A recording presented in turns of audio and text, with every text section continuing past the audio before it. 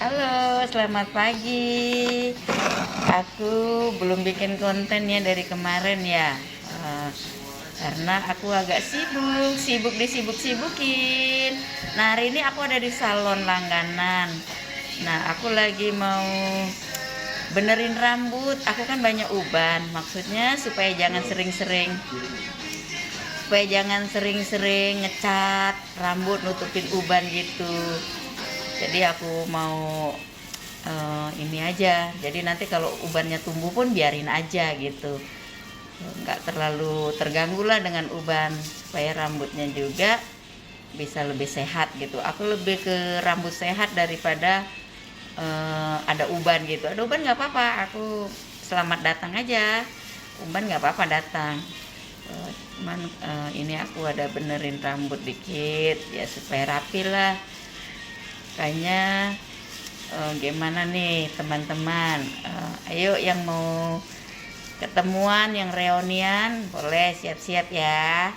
Tim besuk bikin jadwal, kita mau reunian. Oh iya, tapi kita mau PPKM level 3 ya.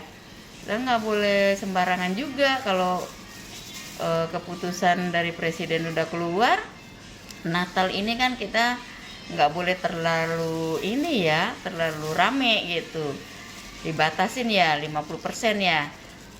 Nanti deh kita cari waktu lagi ya. Yang penting doa terbaik aku, semuanya sehat ya, biar sama keluarga tercinta selalu bahagia, selalu sukacita.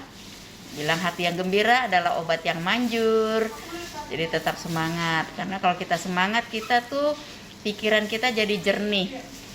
Kita nggak pernah bernegatif, berpikiran nggak bagus pada siapapun.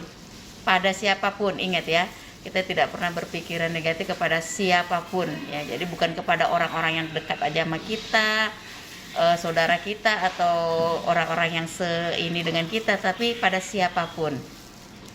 Nah, kalau kita bisa menghandle kita bisa memanage hati kita, pikiran kita seperti itu, hidup ini rasanya indah. Kayaknya kita mau hidup 1000 tahun lagi. Hairil Anwar keluar. Nah, seperti gitu ya. Jadi kayak aku tuh happy aja. Biar ada apa, aku nggak anggap itu semua sesuatu yang akan gimana ke negatif ke diri saya, enggak. Karena pasti semuanya itu nanti bisa ada solusinya gitu ya. Ada solusinya. Aku sering bilang begini ya, hal-hal kecil yang membuat kita itu happy, kembangkan itu menjadi sesuatu yang besar. Karena dari happy yang kecil itu, kita bisa menjadi berkat bagi banyak orang. Menjadi berkat itu enggak aja dari uang, dari apa gitu, tapi ketika kita bisa membagikan sesuatu yang membuat orang itu kok enak, nyaman gitu, itu berkat juga gitu ya. Kesehatan kita sebenarnya juga bisa jadi berkat bagi orang lain. Nah, kalau kita sehat, kita bisa berbagi kepada orang lain. Kita bisa berbagi, bisa bergerak, bisa beraktivitas, kita bisa melakukan banyak hal. Nah, oleh karena itu terus semangat, maju terus. Sekali lagi, tidak ada alasan untuk mengeluh. Tidak ada alasan untuk mengeluh, tidak ada alasan untuk bersungut-sungut. Karena mengeluh dan bersungut-sungut itu sebenarnya bukan bagian kita.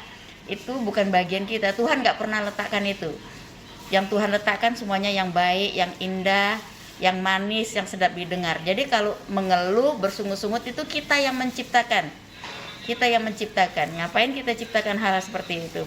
Lebih baik kita ciptakan hal-hal yang baik ya. Nah, seperti itu. Nah, nanti mungkin sore aku mau bikin konten lagi. Aku mau pergi ke suatu tempat. Ikutin terus. Terima kasih yang sudah selalu share, yang sudah selalu subscribe. Aku kasih jempol 2 supaya ada kisah seperti ini. Jika kita mau jadi orang yang lebih hidup kita ini lebih berbuah, lebih menjadi berdampak positif. Kalau orang berjalan kaki, kita harus naik sepeda. Kalau orang naik sepeda, kita harus naik motor. Kalau orang naik motor, kita harus naik mobil. Artinya gini, kita tidak boleh berlambat-lambat. Kalau orang lakukan ini, kita lakukan lebih lagi daripada ini. Kalau orang berbuat baik sedikit kepada kita, kita berusaha berbuat lagi lebih daripada itu. Jadi kalau orang pun tidak berbuat baik pada kita, kita tetap melakukan perbuatan yang baik. Karena itu semua dari keputusan kita. Kita mau berbuat baik, enggak berbuat baik itu bukan Tuhan yang menentukan. Tuhan semua sudah berikan semua yang baik, yang indah, yang manis, yang sedap didengar, yang tidak pernah timbul dalam hati kita. Jadi sekarang tinggal kita membuat keputusan mau melakukan hal yang baik, melakukan yang bagus atau tidak. Itu kembali lagi kepada kita. Makanya kita dibilang kita diberi hak kebebasan untuk memilih. Nah, pilihlah hal-hal yang baik, pilihlah hal-hal yang mendatangkan kebaikan, pilihlah hal-hal yang berdampak positif kepada siapapun. Ingat, kepada siapapun, itu harus dicatat ya. Jangan pilih-pilih kalau kita mau melakukan hal baik. Kayaknya dia pernah melakukan ini kepada saya. Berarti posisi sikap hati kita belum tegak, belum pas. Aku males kalau bergaul sama dia suka begini-gini, nanti dia gini-gini. Berarti kita belum menyiapkan hati kita untuk menjadi sesuatu yang baik, yang lebih besar lagi. Karena itu semua lakukan hal yang baik, supaya kita juga merasakan ketika kita melakukan hal yang baik, kita pasti akan merasakan juga hal baik itu secara otomatis. Bukan kita melakukan hal baik di sini terus kita dibalas sama orang, bukan. Kita tidak punya pikiran dan embel-embel seperti itu. Tetapi ketika kita melakukan sesuatu yang baik, yang benar, nah sikap hati kita dengan sendirinya tuh kayak happy, kayak senang, kayak bahagia gitu ya. Benar seperti itu. Ini ada kisah sedikit ya. Ini sebuah kesaksian hidup ya. Saya dulu kan sering besuk-besuk orang-orang sakit, jemaat yang sakit atau teman-teman yang sakit dari lingkungan, dari apa, nggak peduli siapapun ya gitu. Nah, mau Bu Haji, mau siapapun. Nah, satu kali saya mau besuk orang. Ini suami saya dalam keadaan sakit loh, sakit jantung. Itu sakitnya udah bertahun-tahun. Nah, satu kali ketika saya naik bus bersama teman-teman, ini saya sudah pernah saksikan ya, tapi ini saya saksikan kembali untuk menguatkan hari ini gitu. Waktu saya di atas bus, di atas tol gitu, lagi naik bus di atas tol, tiba-tiba saya dapat telepon dari Mbak di rumah. Dia bilang, "Ibu," katanya, "Bapak lagi kumat. Ini sekarang lagi susah untuk bernapas." Coba sekarang kita pikir bagaimana perasaan kita ketika kita mendapat kabar seperti itu, sedangkan kita mau besuk orang sakit, mau mendoakan orang sakit, posisi kita ada di jalan tol dan itu di dalam bus. Gimana itu? Gimana? Apa mau terjun? Kan nggak mungkin. Mau balik? Nggak mungkin. Nah, oleh karena itu satu hal yang kita mau putuskan dalam sikap kita, jalan terus, berdoa, yakin kepada Tuhan. Ketika kita melayani orang, ketika kita dengan tulus mau lakukan ini untuk Tuhan, bukan saja seperti untuk manusia, kita percaya bahwa suami kita atau keluarga kita yang kita diberi kabar tadi sedang sakit, nah Tuhan juga sedang melawat di sana.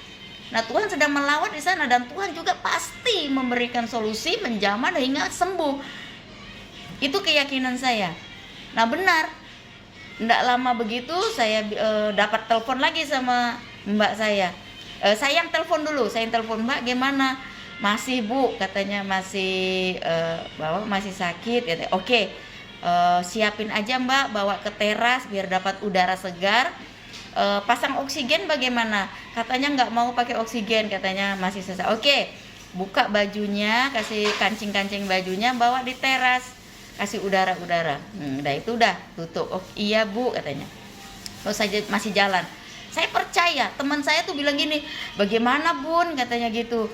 Kayak gini, apa kita mau balik aja? Jangan, kata bang gitu. Kalau kita balik berarti kita mengandalkan kekuatan kita, kebiasaan, kemampuan kita. Tetapi kalau kita jalan terus dengan iman, percaya, berdoa, pasti Tuhan sedang melawat dan menyembuhkan suami kita. Benar, tidak lama saya tunggu kira-kira 4-5 menit, Mbak saya telepon. Dia bilang, "Ibu, udah nggak apa-apa, Bapak udah tenang, udah napasnya udah seperti biasa. Cuman masih duduk-duduk di teras, katanya mau duduk situ. Sekarang dia minta dibuatin ini." Oh iya. Terima kasih ya Mbak. Iya Bu, udah Ibu tenang, hati-hati ya Bu. Iya, terima kasih. Nah, hal-hal seperti itu lihat. ini bukan main-main, ini tentang nyawa. Tetapi di situ juga kita harus lakukan sesuatu pekerjaan yang kita andalkan siapa? Tuhan, bukan kekuatan kita. Kalau kita, aduh gimana nih gelisah gini, seolah-olah kalau bukan karena kita, ini suami kita nggak sembuh nih penyakit, nggak, bukan. Tetapi kita percayakan kepada Tuhan, itu mukjizat banget, dia itu sembuh.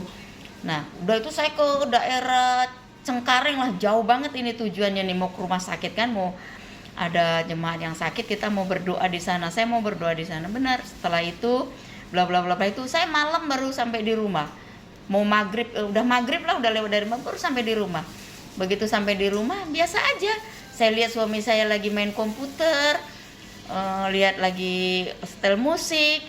Saya tuh sampai nangis, nangisnya tuh bukan nangis kayak gimana, kayak nangis bersyukur kepada Tuhan. Benar ya, kalau kita percaya bahwa kita itu jangan mengandalkan kekuatan kita, bahwa Tuhan pasti lakukan, itu kita akan menuai seperti itu.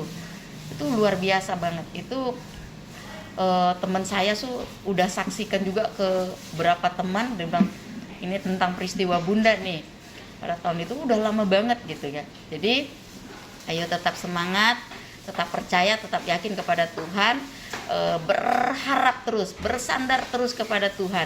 Jadi ketika kita menghadapi tantangan, persoalan hidup, kita tidak memikulnya sendiri.